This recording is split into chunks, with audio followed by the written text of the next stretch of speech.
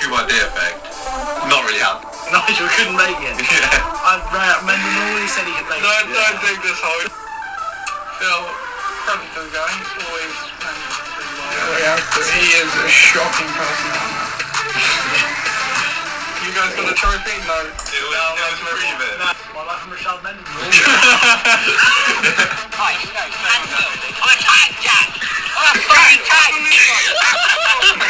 Hello and welcome to another episode of the LOC Report, and not just any other episode. It is one that we do try and do once a year. It's the Thanksgiving Day edition of the LOC Report, and to join us on that show is, of course, the host. Happy Thanksgiving, Chris. Absolutely. I'm not sure what we're very thankful for, but I'm sure there's a lot of Americans out there who are feeling very thankful for, whatever it is they feel thankful for at Thanksgiving. So yeah, I think the best thing about Thanksgiving is that obviously you end up having all these Black Friday deals, which is what I'm in it for. So and of course 2 NFL games on a Thursday, which is one thing we do like. So yeah, we've been shortchanged by one, and of course remember with those Black Friday deals, two things: it's not a deal if you aren't going to buy it anyway. And second, always check pricing history, because they do like to pull a sneaky on you and just jack up the price and then put a deal price on. So, but there is deals to be had. You are absolutely right. There you go. Yeah. You even get consumer advice on this podcast. You get everything on this podcast. It's the Around the NFL podcast. They say that I'll save that for the theology podcast or whatever. None of that here. We'll dive straight into it if it comes up. We wouldn't want to shortchange anyone. Anyway, we'll just go straight into the league news, because we have a live game that we obviously want to talk through as it's going. So here it is.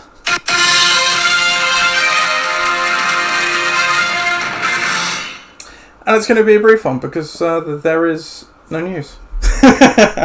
No transactions of note. Yeah, no transactions of note that I picked out this week. Obviously no trade deadline as well. So... yeah, the only news is obviously we're getting to the business end of the season. So with that, we'll just go straight then into last week's games. So we had a marquee matchup last week, which was between, refresh my memory, Chris, was it you and Ollie? That's it. I think it was the Dream Team versus Pass.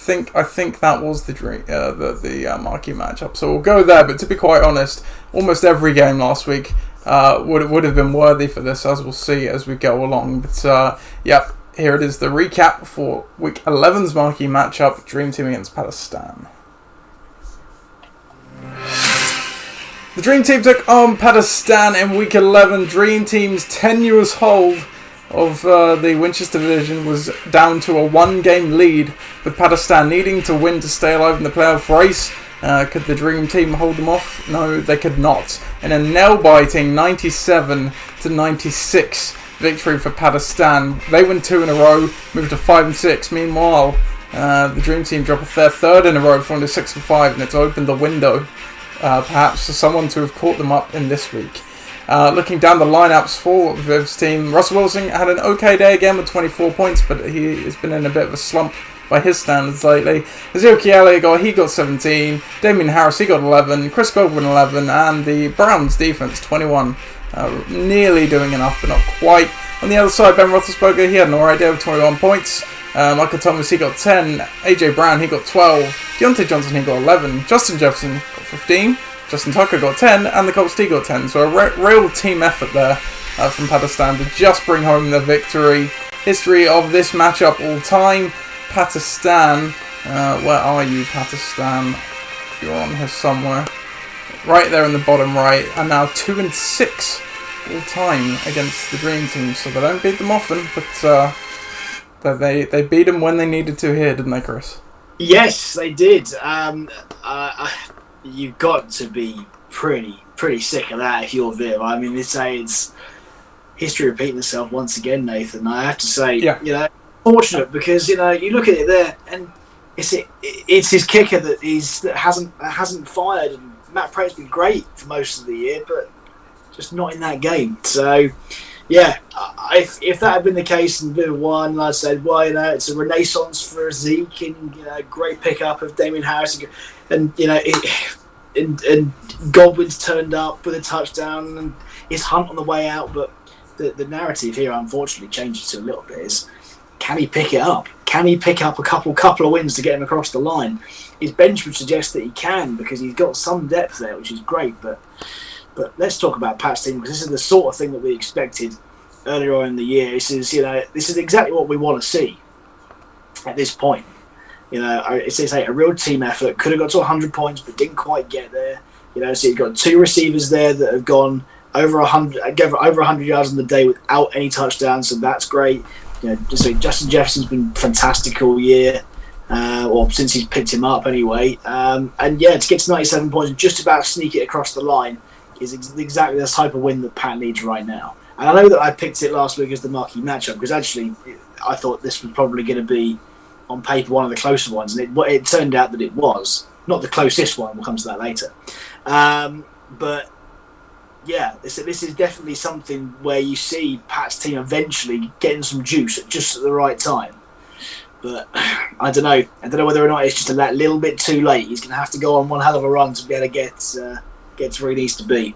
But you cannot argue with that receiving core right now. Cooper, Thomas, Brown, Johnson, and Jefferson. Those guys are stuck.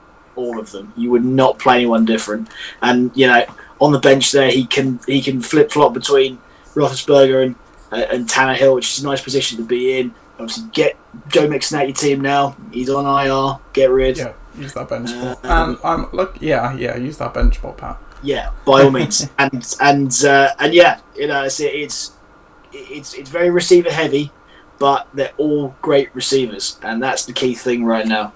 Whilst with Viv, he's got a bit of a rebuilding job to do. He's got to get a win next week to get him back steady again.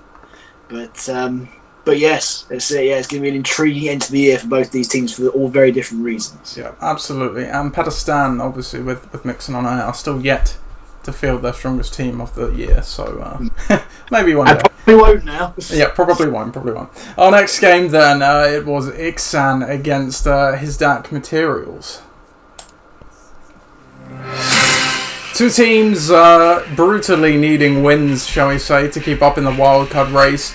The Ixan came in on a 3-game loss. Meanwhile, Ross's team turned it around with a win last week, and they kept the wins going with another narrow win, 91 to 87 points. Looking down the lineups for Coach Nunn's side, Aaron Rodgers delivered again with 28 points. And Aaron Jones, he got 13. Mike Evans got 11. Alvin Kamara, he got 11. And the Chargers D with 13. So again, a pretty solid team effort. Just about getting the points they need. And for Ben, it's very going to be a very tough pill to swallow, because they have struggled for points of late. And they finally got, shall we say, the players to do it. And just came up short with 87. Newton got 21. He was a good stream. Dan Roller, he got 15, Mark Andrews with 16, and Carlos Hyde with 16. The kicker got 10 as well, but just not enough. Ixan drops their 4th game. They are now 5-6, falling behind in that wildcard race. Meanwhile, with this win, Ross now seizes control of the Winchester division over the Dream Team on points. So very, very big win there for Ross's team. In the history of this matchup all time, let's see, the Brady Bunch are 6-4 all time against Ross's team. And another close game, and we see a lot of teams have a mid-season drop, but often come back out of it, and that's exactly what Ross's team has done, I think it's fair to say. Yeah, absolutely. I'd say we talk about all year about what Ross's team's about, and it is full of firepower. And yeah, they've got to go across the line. Nice week, 91 points is good. Aaron Rodgers again, say very much the anchor in that.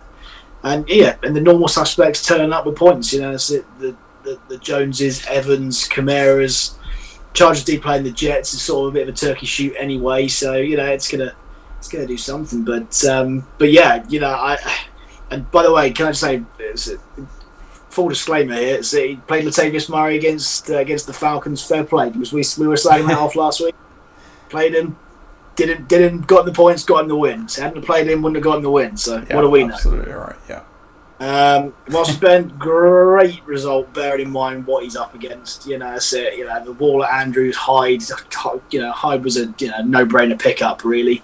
But did his damage on the day. Cam did his on the QB roulette that he's got at the moment. So Cam did well. But the one thing that he could have affected, and this is the thing that I don't quite get, is that he continues to go with the Patriots defense, and the Patriots defense haven't been that good. No. Fantasy-wise, anyway. You look at the points that they've got. They haven't been into double digits for about 5 weeks. So that's one thing that I think he could have affected. Outside of all the injuries, was that defense score. And if he maybe had done that, maybe would have changed that. Then yeah, the points would have been. You'd hope 4 points more. Well, and he would have needed 5 points essentially from his defense to win this. 6 points, but with the decimal. But you said Patriots not a fancy good. You can just say generally they have not been a good defense this year. No,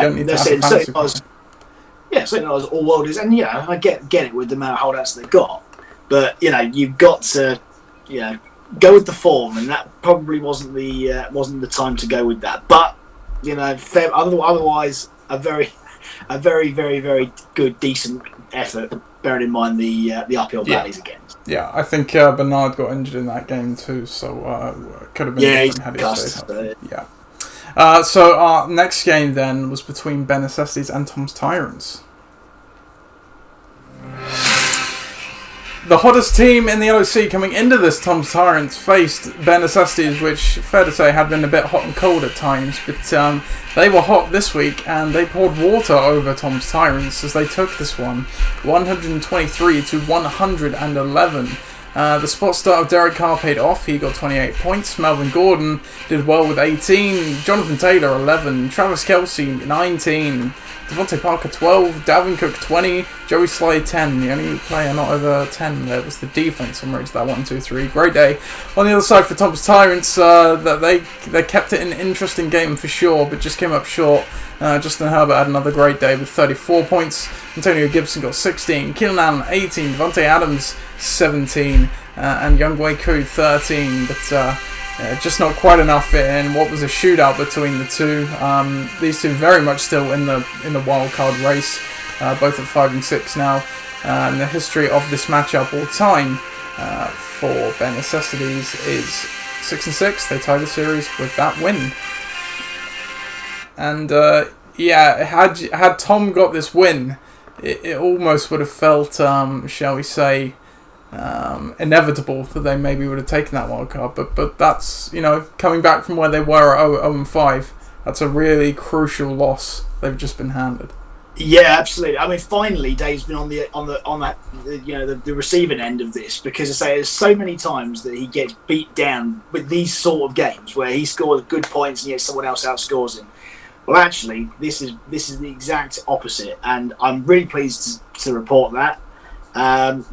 Everything there went well. That's it. Forget the defense score, because really, when you've got points like that, consistent points like that across the board, you don't need to worry about that.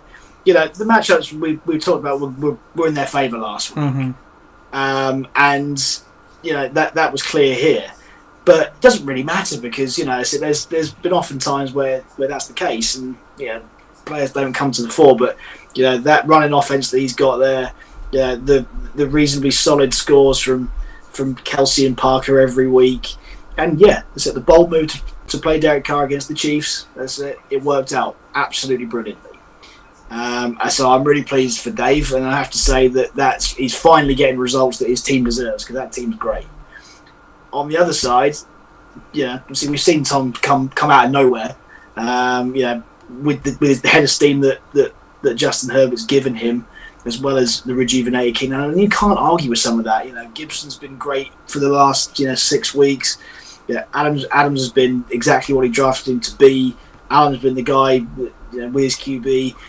But it just couldn't quite get him across the line there, and there wasn't a lot more that you could do. Are you really going to play the Saints D against Atlanta? Probably not. I sort of get it, playing against Jared Goff, who's been very, very shaky throughout the year, especially at home with the Bucs. So I get that, and that's the difference here, really. But yeah, that's it. I think that when you have a winning streak like that, it can't last forever. It makes life very interesting in that division now, because there really is a three-way scrap for the lead in there. And there will be by the end of this week, I'm sure. So yeah, fair play to Dave at finally getting the results his team deserves. Yeah, absolutely. And for Tom, like you say, if you can't win them all, and if you're going to lose, at least put up a boatload of points, which Tom did. Yeah, and that counts almost as an extra win in itself this time of year. Those additional points. So it'll be an interesting end of the season. For sure in the Winchester division. Moving to our next game, then, the only not competitive game really last week. It was Gridiron Gang against UR Gold. Gridiron Gang took on UR Gold. UR Gold seized the Southampton division and were very much looking to keep hold of it, coming off a 2-game win streak against struggling Gridiron Gang side that had been ruining missed opportunities in recent weeks and poor performances, and they didn't miss an opportunity here, but it was a poor performance as they lost 110-59. Looking down the lineup for UR Gold, he had a 24-point day, nothing bad about that. Kenyon Drake got 12, Nick Chubb got 11, Adam Thielen erupted for 24, Cooper Kupp got 15 too, and Chris Boswell for good measure 11. Another solid team victory there, common around the LOC this week. On the other side for Gridiron Gang, it wasn't great, to put it bluntly. Mike Davis got 14, Tyler Lockett got 13. Had Matt Ryan had an even average day, it's not a great day, but it's not a laugher, but he only got 5, and laugher it was. So Gridiron Gang, they drop another game and almost certainly out of the running now. Meanwhile, UR Gold hold on to that Southampton division for another week, move to 7-4, which not going to turn your nose up at. The history of this matchup all time, Gridiron Gang 4-2 against UR Gold, and UR Gold perhaps. But we talk about Ross's team having a mid-season slump. This team just purely fell asleep for the middle of the season, it feels like, but getting a bit healthier. UR Gold appear to be a playoff contender once again. Yeah, absolutely. And I think a real dark horse here. Like, we haven't spoken a great deal about this team for a while, but they've quietly put together a few results, and they've turned up at 7-4 at the top of the division. And we shouldn't be surprised really, because this team's got this in its locker. It just doesn't do it every week, and if it did, I think it would be a team that we talked about an awful lot more. But when you've got the likes of when you got Murray, you've got a rejuvenated Chubb, obviously Drake's still there. We've talked about them a lot, in terms, especially Murray's influence on this team. But it's when their receivers come alive, I think. It's the likes of Thielen and Kupp. When they have good days, then it's going to be a better day for them, and to get them over to 100 points, that's what they're going to need. Forget about the rest of it. The Bengals D is not great, and TJ Hawkinson is even in a 20-point loss, held out, he still scores 68 yards, and it had a touchdown in there, and he's useful for that sometimes. So I think that that's got all the components needed to be a contender. It does, especially when you consider that Kyler Murray can, on his own, score 25 points, or anything from 25 to 50 we've seen this year. As for your team, you're right. No consistent QB play there, and it doesn't help when your QB scores 5. But over the rest of the team, there's not a lot to write home about. You expect Lockett to do well against that defense. The same with Davis. Robert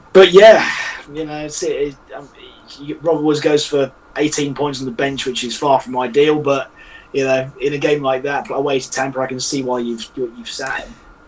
Had it been a close game, just for a record, I would have probably kept him in. It was just it was gone, so I thought, screw it, I'm just going to play Jamison Crowder and finish the day off. That's fair enough. You never know. Put you out of your misery. But I get it, and that's right. The thing that I do worry about though is without now, obviously Swift and Golladay, and obviously Eckler for some time. Once Davis gets benched again, because he will, There isn't a lot of point score opportunities on the bench. So yeah, I think that you're gonna be doing well here, Nath, to be able to salvage something for the last few weeks. But it's been done before, especially in that division. It's, you got to come out swinging. But yeah, there's 3 guys above you that are gonna be duking it out, and unfortunately, I think you're gonna be down at the bottom watching it. Yeah, I mean, I take the approach of, even if I was to win out, I think I'd be even very fortunate. Just where my points are, it's virtually impossible now to even take the division or a wild card. But I guess I must remind myself I am only 2 games behind for whatever that is worth. But as you say, you certainly wouldn't take. It's an achievement again based on the injuries once again. So. It's been brutal. And then just as I thought, right, Swift getting the lead role, and then Golladay's back and everything, the fantasy gods take them away from me. Yeah. What are you left with? But we'll go on to our next game now then, which, Nailbiter does not do this one justice. It's virtually a tie. It was Forge Flies against the Dominators. Forge Flies took on the Detonators in Week 11. 2 very much playoff hopefuls, with Forge Flies leading the playoff race, having the top seed entering this one, standalone, might I add. Meanwhile, the Detonators, they really needed to get the win to keep up with your gold in the Southampton division after they ceded the top spot to them there, And, they did it, I guess, by 0.02 of a points. The closest non-tie game in LOC history. And I can't remember what exactly Ollie posted. Something ridiculous, like 40 centimetres of passing yards. The difference here. Deshaun Watson, 35.36 points. Yes, that 0.36 is actually relevant. So he had a great day. Clyde Edwards-Helaire, he seemingly emerged above the committee and got 20 points, and the Washington football team was 16. Wasn't a lot else there, but literally this was all they needed, I suppose you could say, to get the W. And Forge Flies, you yourself, Chris, you're going to be feeling really hard done by to lose by that kind of margin. It doesn't really feel real, I'm sure. Lamar Jackson, he got 18.54 points. Derrick Henry got 19. James Conner got 10. Steelers D got 21. So we saw some team victories. This was very much about a few individuals, but doesn't take away from the closeness of it. You still hold the number 1 seed at least, and the Detonators keep up in the playoff race. History of this matchup all time, the Detonators are 8-7 against your team, Chris. And you hate to lose games at the best of times, but to even lose a... Oh no! That's it. You see the record. It's everything about this fixture is tight. 8-7. It was 7-7 coming in. 8-7 now. There's 0.02 of a point between us. Look, there's many things you can blame here, but the one thing I'm going to blame is myself, because you look at the amount of points I've left on the bench. Any one of those guys comes in, and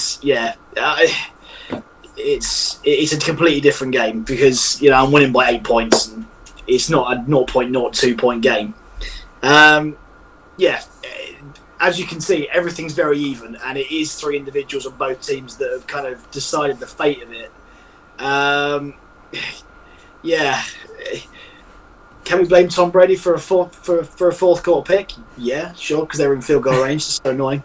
Can we blame the Jags for just throwing for 10 yards at the end of the game, literally on the last play, and taking 3 points off the Steelers? Yes, we can. Can we blame Derrick Henry's -1 receiving yard? Yes, we can. Look, when things like this happen, you sort of can very much overanalyze it, but it's simply as easy as saying, I wanted to play Naeem Hines to put my new toy in, and didn't look at the matchups that I really had, which was 2 guys playing Detroit, 1 guy playing the Jets, and just sort of like took that for granted. So, completely deserved loss on my point. Fair play to Ollie. He got across the line. It was a great game. Someone's got to lose. I mean, and let's be honest, as the number 1 seed, I got more to lose. So, I'm quite happy to take that one for the history. Now a proud participant in the closest non-tie, as I say, game in the LOC history. That will do for me. Yes, that was. I have one a year. I had one with Pat last year. I have one with Ollie now. So I lost them both. I'm used to it. So never mind. But much like Tom's loss, to be that close, it's effectively a win, even though you didn't get it. And like you say, you have the points on the bench, and you're still in pole position. So if you're going to lose one, you'd rather all those circumstances around it. Absolutely. To quote Bill Belichick, on to Cincinnati. Indeed. And our last game of last week, then, it was bucking the trend against the Tuck Farts. If the jingle would play, hold on, there we go. Bucking the trend took on the Tuck Farts in this one. Again, they were looking to keep up, actually in their own division, but also in the wildcard race, as they took on Tuck Farts, who have been long adrift at sea, coming in onto this one on a 5-game losing streak, and that streak continued as they fall to a league worst 3-8, losing 77-62. Meanwhile, Bucking the Trend still hold that wildcard single-handedly, and are also tied the lead in the division behind Forge Flyers. Not a great day, a fairly close game. Tyreek Hill got 16, Josh Jacobs got 12, DK Metcalf got 11, but that was obviously enough, despite Tua's disappointing 9 points. On the other side for the Tuck Farts, Mahomes got 25, and Chase Claypool got 12, but other than that, really not a lot else doing, as has sadly been the case for the Tuck Farts this year. Their history of this matchup all time, Bucking the Trend, are now 2-1 against the Tuck Farts. You're not going to need 2 minutes for this one, Chris, but you can have it on the clock. So yeah, you're right there. Yeah. I'm pretty fed up of saying for Phil's team, it's Mahomes or nothing. It was Mahomes and absolutely nothing this week, apart from Chase Claypool, who, to be fair, was a decent pickup mid-season. But otherwise, everything has been a very much a disappointment all year, and continues to be so. And now we can say that he is very much forked. Though we said it was already. We said that 3 weeks ago, but now it's official. Whilst Mike said last year's wagon hitcher in chief has gone back to hitching the wagon up, and this was the only gypsy win of this week, because if you score 77, beat someone who's got 62, that's what we call it on this show. And yeah, I think it would have been much less that if he'd have played. If he'd played Taysom Hill as he expected, we all expected him to do, but that didn't quite happen. I expect we're going to see a bit more of him in the next couple of weeks. But yes, it looks like Tua time lasted, well, no time at all. So we'll see how that goes. But yeah, the usual suspects, once again, putting in the points for Mike, Hill, Jacobs and Metcalf. Everybody else, as we've said all year, is pretty unreliable on that team. So yeah, boom or bust. And this week it busted, but just about got away with it.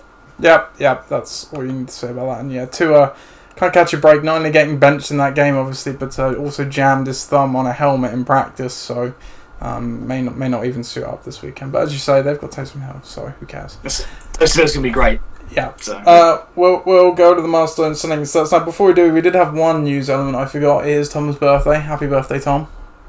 Is it? Happy birthday. It is, yeah, there you go. So standings now. So Southampton division, you are gold, still in the lead there. They have a win over Dominators, and the points have narrowed somewhat over the last few weeks.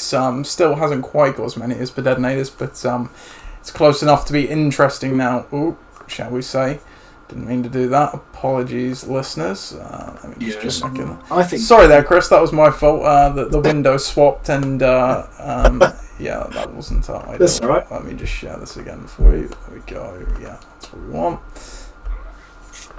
And we're back in the room. So you are go just holding that division there. Pakistan, they are only 2 games behind, but the points aren't with them. So coming off a 2 wins, they do have a chance to keep up in the wildcard race possibly, but they're 2 games back there as well. And then the Tuck Farts bring up the rear there at 3 and 8. Looking at the Pulse division, with Forge Flyers is lost, they are now no longer the standalone leaders of this division, but do have about a 70-point lead on fellow 7-4 team Bucking the Trend, who are in the wildcard position at the moment. So even if you were to lose the division, Chris, you would probably default to the wildcard straight away. Bare Necessities just behind, coming off a win as well at 5-6, so they're a couple of games behind, possibly still able to keep up in the division and the wildcard. Meanwhile, Ixan also 5-6, but they do not have the points on their side, unfortunately. And then the Winchester division, it's 6-5 at the top, a new leader for the first time in a long time. Ross's team takes the lead over the Dream Team, who he has about 100 points edge over as well. So losing that one win cushion for the Dream Team has proved fatal here. Meanwhile, Tom's Tyrants, they just lost in a close one.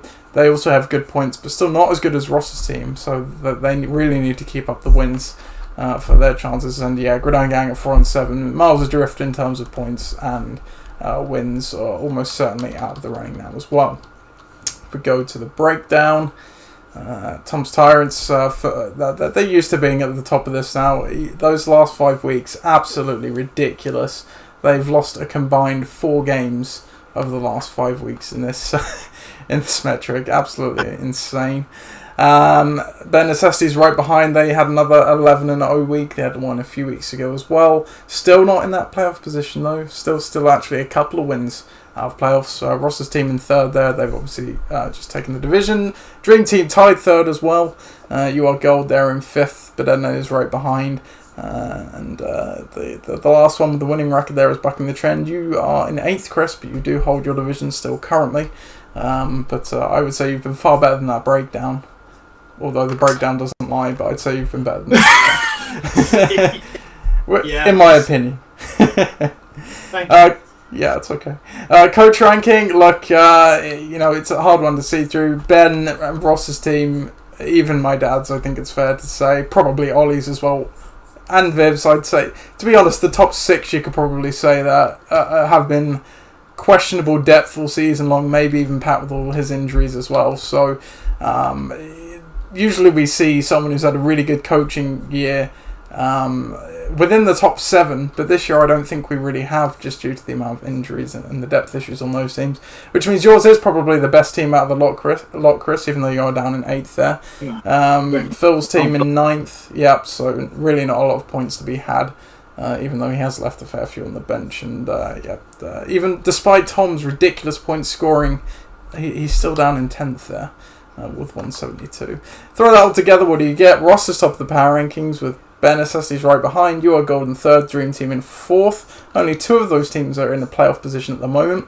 You have to go down to 6th, where you are, Chris, to see the next playoff team with Tom in 5th, and then Bucking the Trend in 7th. So it's close, is basically what all of that is telling you, and still fairly open for what could happen in the last few weeks. In terms of other milestones, Coach Nunn got his 50th regular season and career win last week, so well done to you. Keep an eye out for power rankings. They'll probably drop on Sunday as they normally do.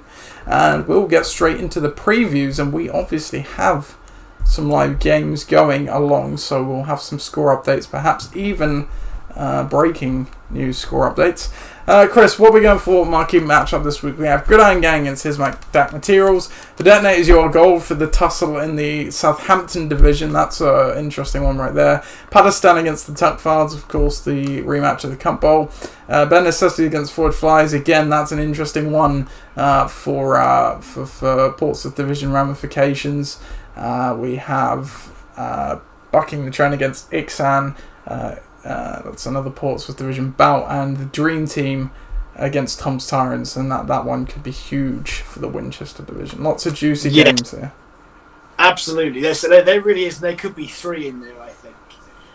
But we're a democracy here. We like to share the marquee matchup around. I think we're going to go for 2 teams that we haven't really talked about a great deal in this section for most of the year, and that's Bucking the Trend versus Ixan. Okay, let's do it then. So, Bucking the Trend versus Ixan for this week's marquee matchup.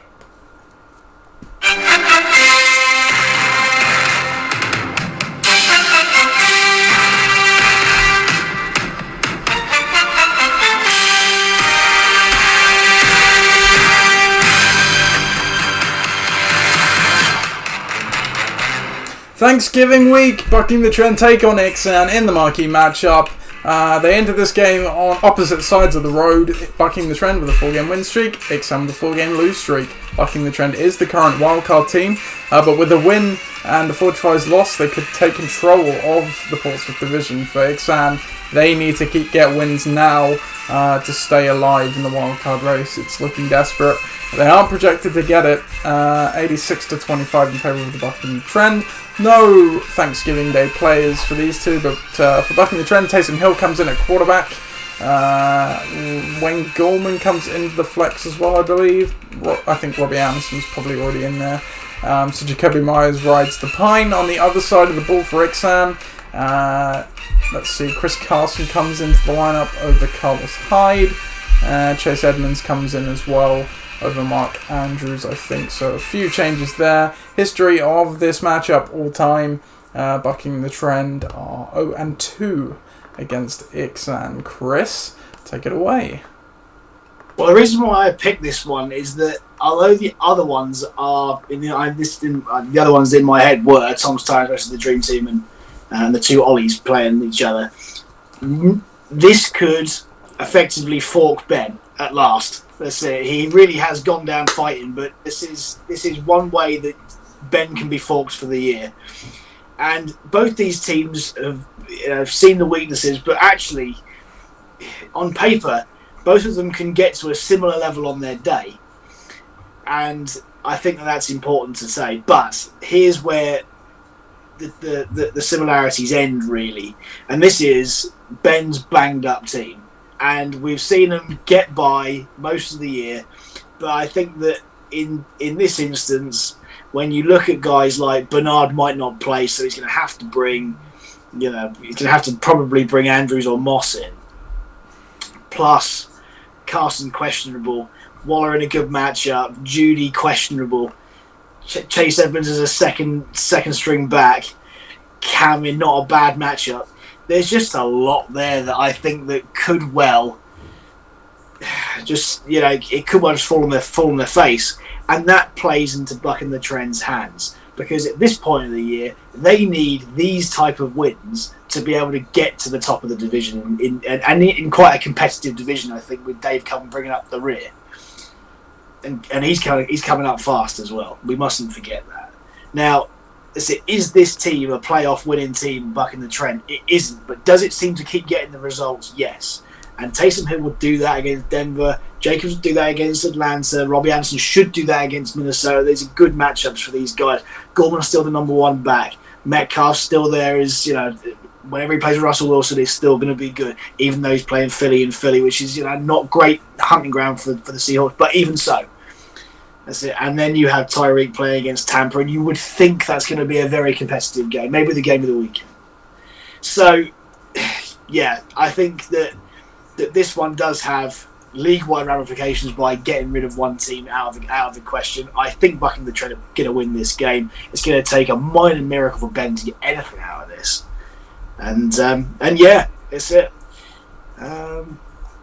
We'll see how the Portsmouth division plays out after that, but it's still going to be a really interesting end to the year. Yeah, for sure. Yeah, absolutely. And you took out Ben's injury woes, but as you said, Bernard in the concussion protocol still, I believe. Carson still yet to play a game for a number of weeks. Judy, I've just seen pop up, still not practicing.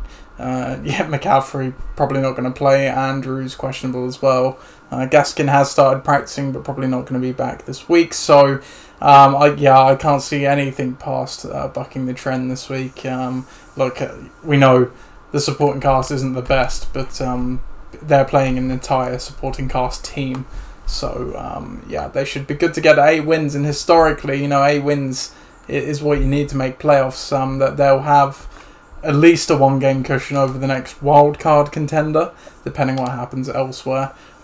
So with only 2 games to go after this week, very good position to be in for Bucking the Trend. Our next game then, it is Tom's Tyrants against the Dream Team.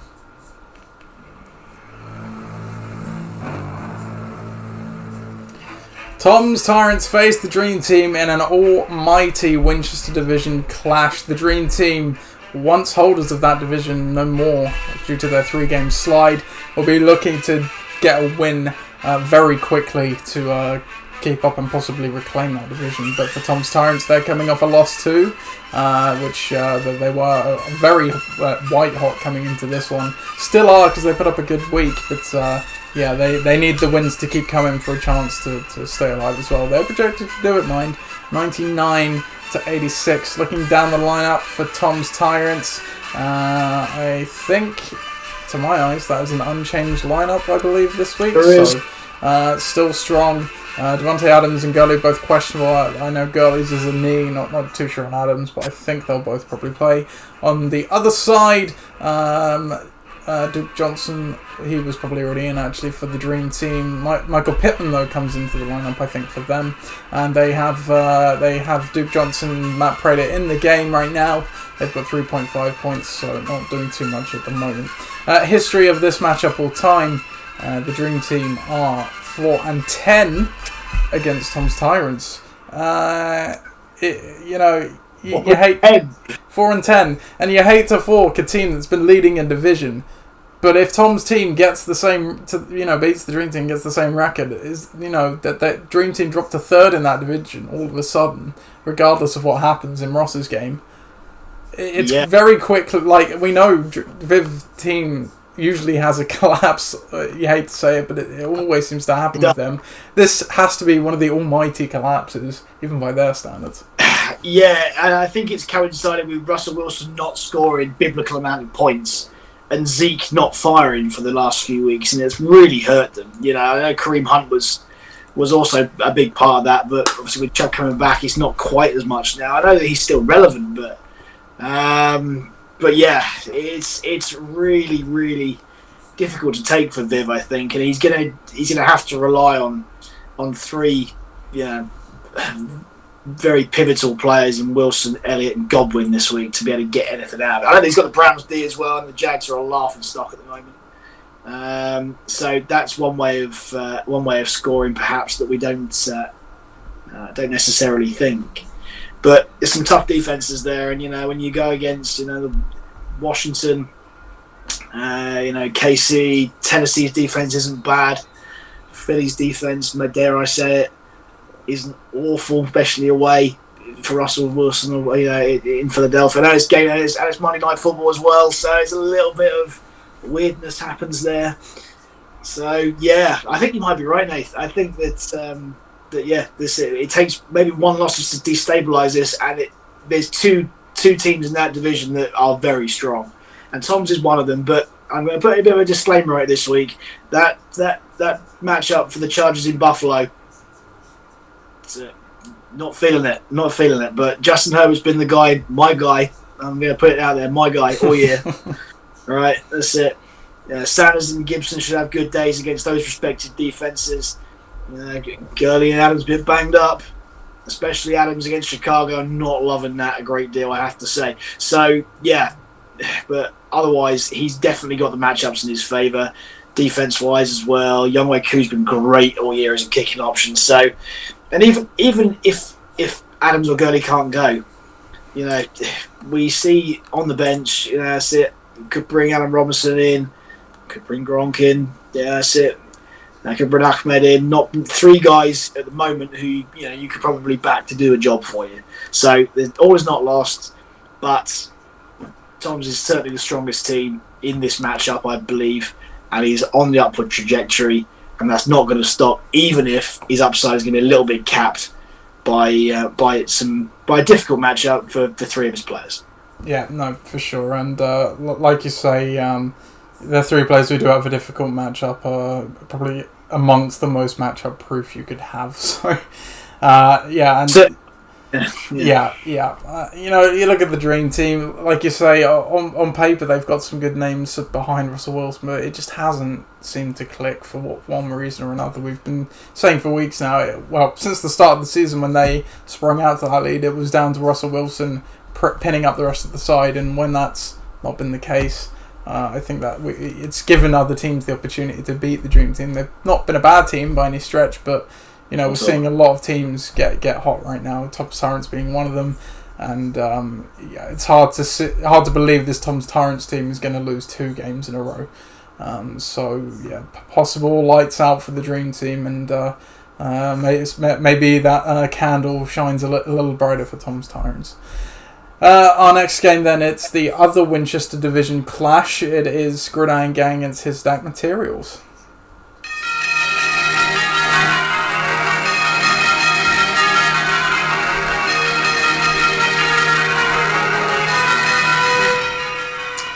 His Stack Materials take on Gridiron Gang as the new leader of the Winchester Division. Coming in on a 2-game win streak. If they get another win, they'll be one step closer to playoffs. Meanwhile, Gridiron Gang, 2-game losing streak, just looking to get some points on the board and worry about wins later as their season is all but finished. Projections do have this one marginally in their favour, 85 to 83. Looking down the lineup, Matt Ryan still in after his dismal week. What else has changed? Robert Woods comes into the lineup. Probably should have never left. Other than that, not much difference. On the other side for Ross, let's see, Keelan Cole, has he come into the lineup possibly? He's still there now. I think this is unchanged team. There you go. So unchanged team for Ross. We do have 2 players in the Thanksgiving Day game. Marvin Jones and Will Fuller playing right now. Only a point between those two. History of this matchup all time.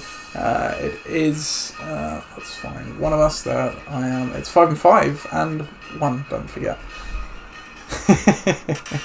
So Chris, His Stack Materials look poised to get an easy win to take him over to one step closer to playoffs. You say that, and I think that perhaps that might be the case. But if there's one week where certainly his matchups don't match up to what he would typically expect, it is this week. I think that if Kamara plays, and even if he doesn't, he's got Murray, but both of them together against Denver are going to do well. But I'm interested to see what the Taysom Hill effect is there, whether or not that he will turn that offense into what they've got in Baltimore, where it's sort of Lamar and then some auxiliary people, or it's going to be. He's going to be one of those guys it's dynamic, but he's going to pass a lot, and Kamara's going to be the guy that he passes to on the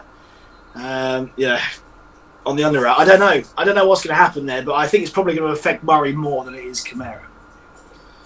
But they're still going to have good days. You can't argue with that. But everything else is just a bit of a question mark for me.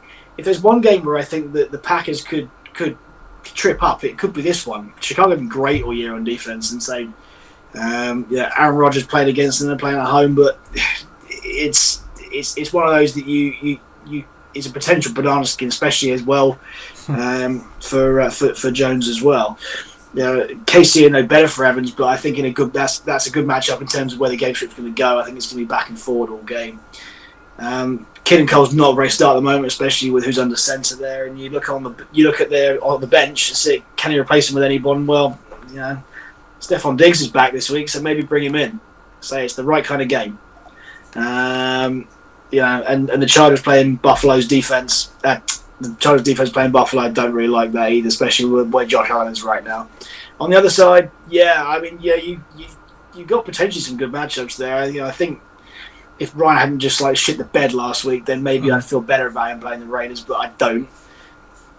Robert Woods is back in, just been model of consistency, playing San Fran, beat up secondary. Davis playing Minnesota is good. This Thanksgiving game is massive for you. They've obviously got to do something different than what they're doing at the moment. But if I was previewing this before the game was on, I'd say that they were both good matchups for those two guys. Yeah. But obviously at the moment, I haven't really done a great deal. And Packers D against Chicago is good. So I think this one could be potentially closer than it perhaps is, but Ross's team's got the names and certainly got a bit more depth. Get rid of Keelan Cole, by the way, so that's my advice. But you didn't listen to me last week, and it worked, so you never know. But yeah, I think that he's probably going to win this game based on the fact that he's got more guys who could be have got playmaking ability. But that's not to say that your team's going to lose this game, Nath. But it all really hinges on what happens right now in the next 3 hours or so. For sure. And obviously I'm missing Golladay and Swift due to injury again. And the Swift one's really annoying because we've already seen Peterson go in for 2 touchdowns on the Texans. And he was in my lineup until today. when I saw he practiced yesterday, so I thought, oh good, he'll be back, and yeah, he's not so far, so it's a tough one. And yeah, you mentioned Ryan, I've picked up Daniel Jones playing Cincinnati for whatever that's worth. He may get the nod, certainly if Julio isn't playing. It's funny, Ryan's numbers without Julio are shocking compared to what they are with him. I guess that's not too surprising, maybe. Yeah, absolutely. But yeah, no, I think, again, you're right, I think from my point of view, I've caught Ross on a good week, because there is not really a soft matchup in the bunch there, I don't think you would say. No.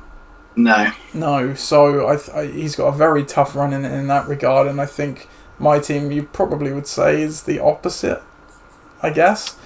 I think so. I think on paper, you look at the first, and if you bring, let's say you bring Daniel Jones in as well, it could, if you look at the quarterback plus the first 4, then yeah, they're all good matchups, in my opinion. So yeah. That's the key. But I don't know. It's this game that makes or breaks you. I think this game's on now. Yeah. So I'm going to go with my team on that proviso that I actually get some points from the 2 players playing now. Otherwise, yeah, that probably hands a good advantage to Ross. Our next game then, it is the Ollie Bowl Mark II, and it's an interesting tussle for the Southampton division. But Dominators against your Gold.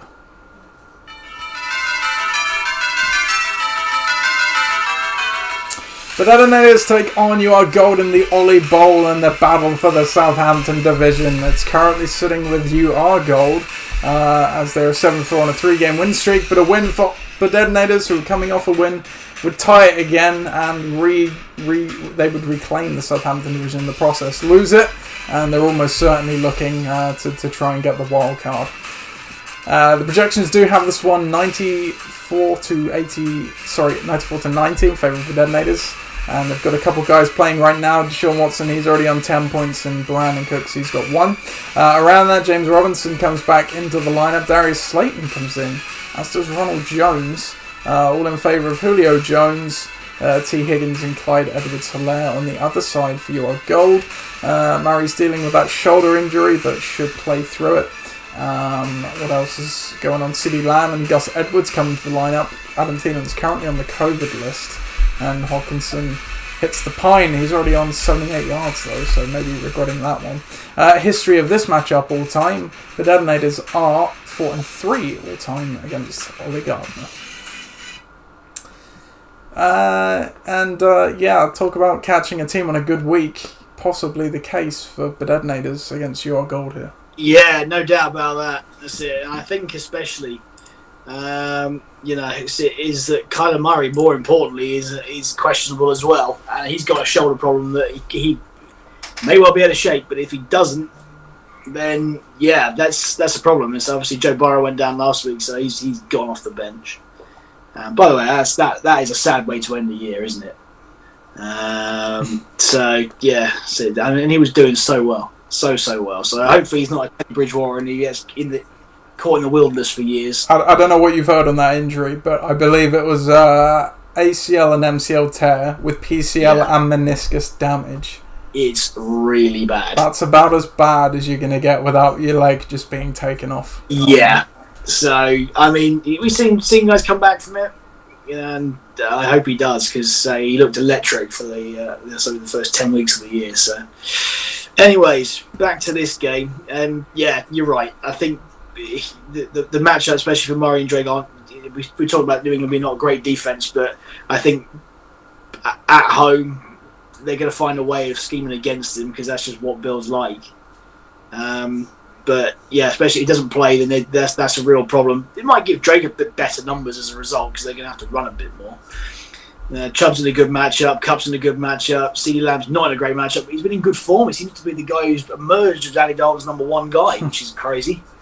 Gus Edwards is a real dart thrower, especially against Pittsburgh, especially if the game's on. You never know at this point. And the Bears D against Green Bay were fair play for him sticking with the Bears D, but yeah, it can go one or two ways. It can either be really, really good or just horribly bad. Whilst on the other side, Deshaun Watson's already scored 37 yards and a touchdown and rushed for 23. So not bad. Bear in mind it's midway through the second quarter, but Brandon Cook's going to have to get on the end of a few more of those. Live reaction. He did just toss a touchdown to Will Fuller, but it got called back for holding. So nearly as you spoke there, it changed. But that's it. Well, this is fun of these games. That's it. Yeah, Robinson's been pretty good all year, and they're going to have to rely on him even more. Bearing in mind that the flux at QB they've got there, and then after that, Ridley's questionable. Questionable practice today. Julio's very questionable. And then you get Darius Slayton, who's just questionable anyway, without being injured. Jones as well. Yeah. He's been hot. He's not been hot on Ron Jones all year. Let's be honest.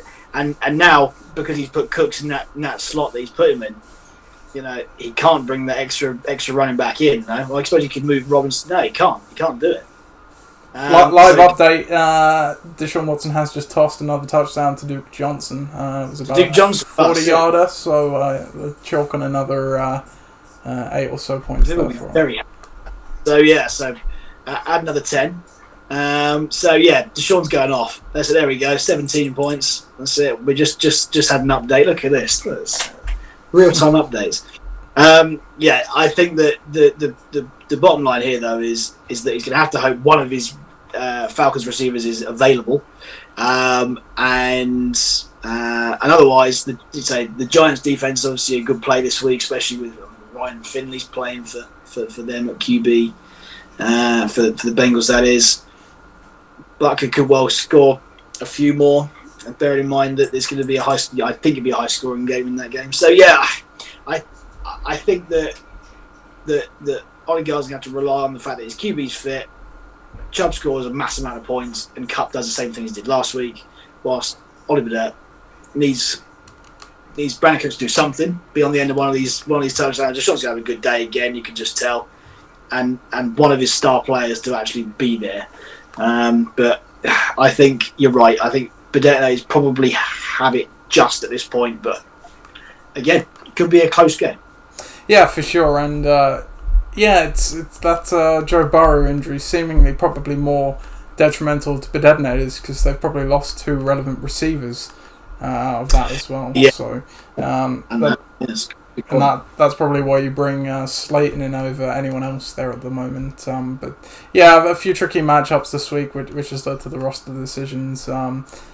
I think they've probably still got enough to see off your goal just because they are playing a couple of precarious players, shall we say. And obviously you've mentioned the ramifications of Murray's injury and playing in New England. So, I think I'll take the Detonators in this one, and that's going to make the Southampton division very, very interesting as we approach the end of the season. Our next game, then, penultimate game of the Thanksgiving pod. It's Pakistan against the Tuckfords in the Cup Bowl.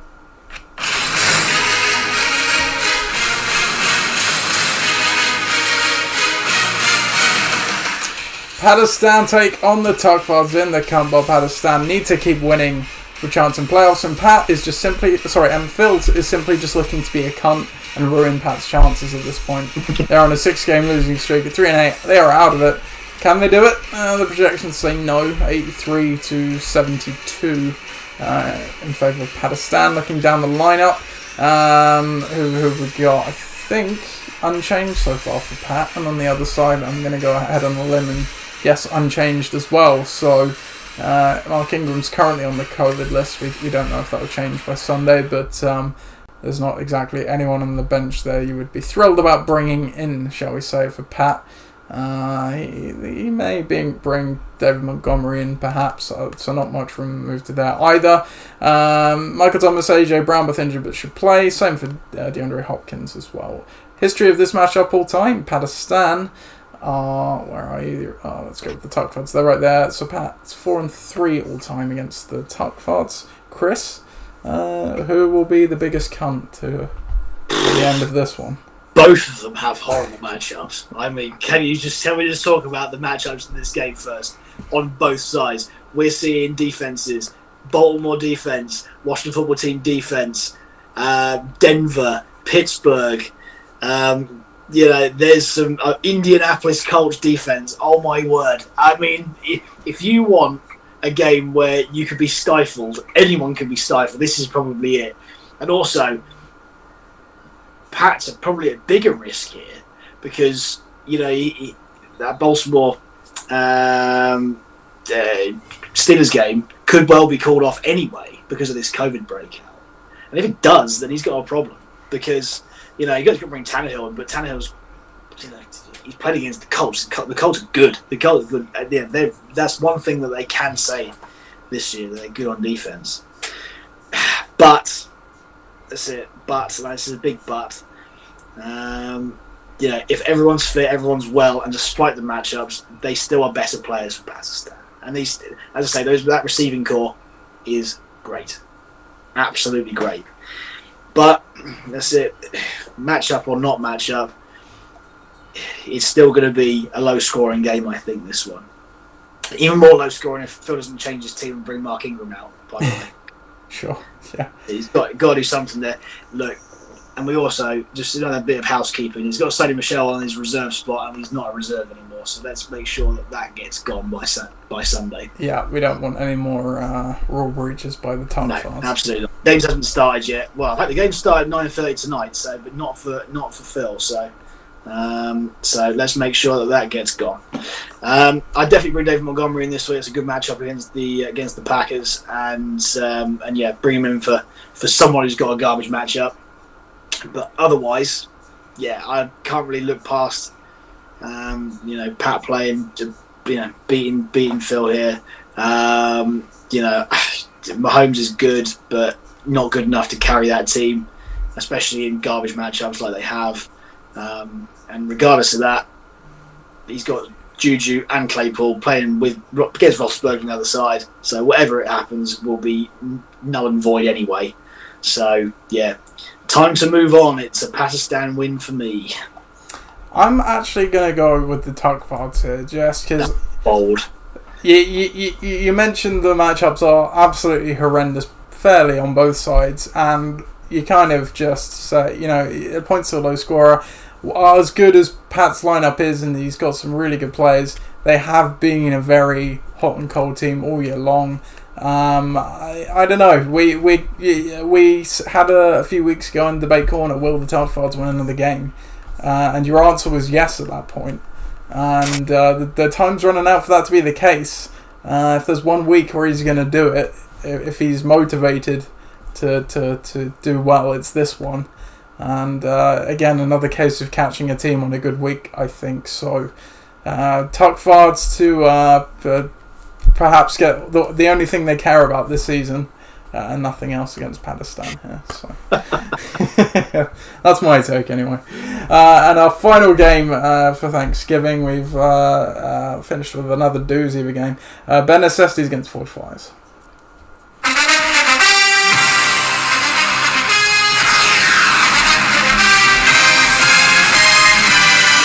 Bet Necessities take on Forge Flyers, 2 playoff hopefuls. Forge Flyers still leading the Portsmouth division, but for how much longer? Meanwhile, Bet Necessities will need a win to keep up in the wildcard race here and possibly drag Chris into it. When they are projected to get 98 to 86. Looking down the lineups for Bet Necessities, let's see what we've got here. I don't think they've changed. They've rearranged the deck chairs by the looks of things, but no change. On your side of the ball, Chris, let's see, you've brought DJ Moore and Nelson Aguilar in over Naeem Hines and Christine Kirk. McLaurin is questionable, playing tonight. I think he should suit up. History of this matchup all time. Bet Necessities are 6-10 against Forge Flyers. So, Chris, the big game for both sides here. Very much so. I can't believe the record's 6-10 in my favour. That's I don't usually have that. Anyway, look, it's a real tale of two halves for my team because I've got a real, the top 3 who I rely on. I'm not going to lie. I rely on these guys in my engine room. These guys have got terrible matchups. That's it. Lamar does not play well against Pittsburgh, but the trick that I didn't do last time was I didn't play my own D. I got Steelers D. So at least all of his fuck-ups, I can kind of capitalise. So always will. I didn't do that last time and regretted it, so I'm going to do it this time. Yeah, Derrick Henry playing the Colts and Connor playing the Ravens, not great. But here's my great hope, is that DJ Moore scores points when I play him. Aguilar scores points when I play him. And Terry McLaurin does what he usually does for a reasonably solid result, all in 3 plum matchups. That's my hope, my Thanksgiving hope. And yeah, Ryan Suckup does what he does. On the other side, yeah, I mean, this is quite a formidable team at this point. Josh Allen is doing Josh Allen things, playing at home against the Chargers. I like it. Melvin Gordon against the Saints. Do I really like that? Not massively, but I'll take it. Same with Cook. I would take Dalvin Cook in any matchup right now. Same as Kelsey's always going to do what he does. Tampa's going to represent quite a difficult test on defense, but he's a big red zone target for them. Parker and the Dolphins D playing the Jets should be a bit of a field day there. Same as Jonathan Taylor against Tennessee. We saw what Nyheim Hines did, ripping them to shreds. So Taylor did well last week, and he actually didn't fumble the ball, so that was good. And Sly against the kicker down there, playing the Vikings. Yeah, you think once again it's a pretty plum matchup. Even if it is PJ Walker being the QB, he did well last week. He should do well again, especially against that defense. I'm going with Dave. I think that's going to be that's fairly obvious. His running attack is very, very good. They're in reasonably good matchups, and they've got a head of steam. I think my team is flailing around a little bit, to be honest, but yeah. I don't like my chances with Jackson, Henry, and Connor in those 3 matchups, and I rely on them a lot. But the end is in sight for these poor matchups because they've all come in a row for these guys. That's it. The last 3 games of the season, or 2 games of the season, I suppose, after this one.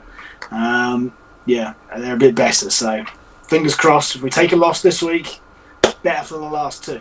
Yeah, my thought would be how critical was last week's loss possibly for the rest of your season. We'll find out shortly. Yes, I did think that. Yeah, because you're right. You have got some horrendous matchups as well, and I completely get what you're doing with the quarterback against the Steelers. Like you said last time, they both did fairly well because the Steelers had a good defense with David Jackson. Also, probably one of the better teams actually. Hilariously, with the Ravens not being that good on offense, did actually do a pretty good job against that tough Pittsburgh D. Will that repeat? Well, we'll see. Quarterback is typically the position that I never like playing against my defense. Don't mind skill positions as much, but as you said last time, it would have been fine. But yeah, you do have some bad matchups there. You've got some really good ones too with the supporting cast guys. But yeah, my dad's got some very juicy matchups there, and it's a strong all around team. I think it's fair to say. Very much so. So, yeah, I think just based on the poor matchups, it still wouldn't surprise me if you did bring this one out, to be honest. You've got, Derrick Henry, you don't really care who he's playing, he can still have a good game. So, I think win very, very possible for you still, but Ben necessities to keep their season alive for 1 more week at least, let's say. And that brings us to the end of the previews, so we will let John bring us into Debate Corner before we let you enjoy the rest of your Thanksgiving and the football that is on. John, could you stop eating the turkey for a minute, please, and let us in? Thank you. Order.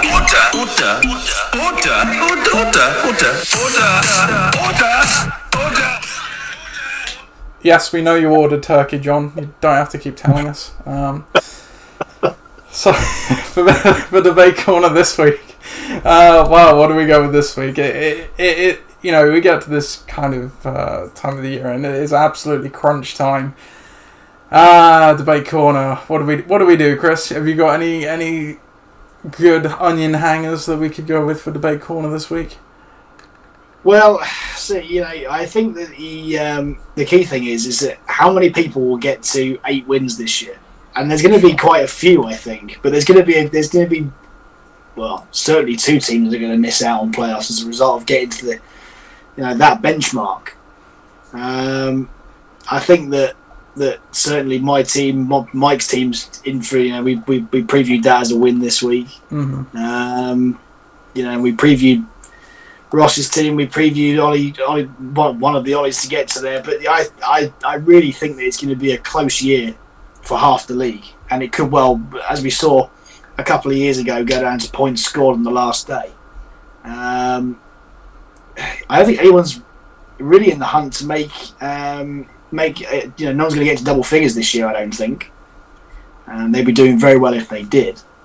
We only had that as a debate corner topic a few weeks ago, and I think my take was saying if anyone's going to do it, it's your team. But I think I said at the time when we did it, you could only afford to drop one game. I think even then I said colour me doubtful. Yeah, lost that by 0.02 of a point. So But I think that the key thing for me to really talk about this week is who's getting to 8 wins, and I really do think that half the league could do that this year. They really can. Yeah, I could certainly see the two Southampton division teams getting to 8 wins. If Ollie Burdett gets the win this week, then both at 7 and 5 with 2 games to go. I'd like for them to at least split over those final 2 games. They're too good not to, I think. We mentioned yours and Mike's team. I think Mike's probably going to get there this week, and your team possibly could as well. But like you said, you've got some good matchups the coming weeks, so you'll almost certainly get there too. And the Winchester division, well, it's a toughie. Ross is probably going to get a win against me this week, you would say. That gets him to 7, so again, you'd fancy him to split it, and obviously one of the Dream Team and Tom's Tyrants have to win. So if the Dream Team wins it, they're at 7 going into next week as well. So I don't know. I think it could possibly only be 4 though. Maybe 5. They get to 8, and the question is how many actually get to 9 after that. You get a scenario where all 4 of the playoff teams have 8 wins or something like that. It's very possible. It's a very close finish, and it's odd because it looks close on paper, but the problem is when you have a wildcard team. If Bucking the Trend win this week and you lose, that defaults the wildcard to still a 7-win team. But then you've got to figure, as we said, one of you two is going to win each given week. So the wildcard is, even though a lot of teams are kind of close, it's almost a lot of pressure on some other teams, because the 2 teams in the wildcard position is yours and Mike's team effectively at the moment, both very good teams. There's a very real scenario where we could see the wildcard team actually has a better record than 2 of the division winning teams. That's not a crazy possibility. So it's going to be very interesting to see what the last few weeks bring. And with that is the end of the Thanksgiving Day pod. We'll probably be back on Wednesday next week to review what's going to be a very pivotal week one way or the other. So thank you for joining us again, Chris. Is it well? Nice to hear. Yeah, enjoy the rest of your Thanksgiving evening and the games. Hope you do too, dear listeners. Good luck, unless you play me, of course. Goodbye.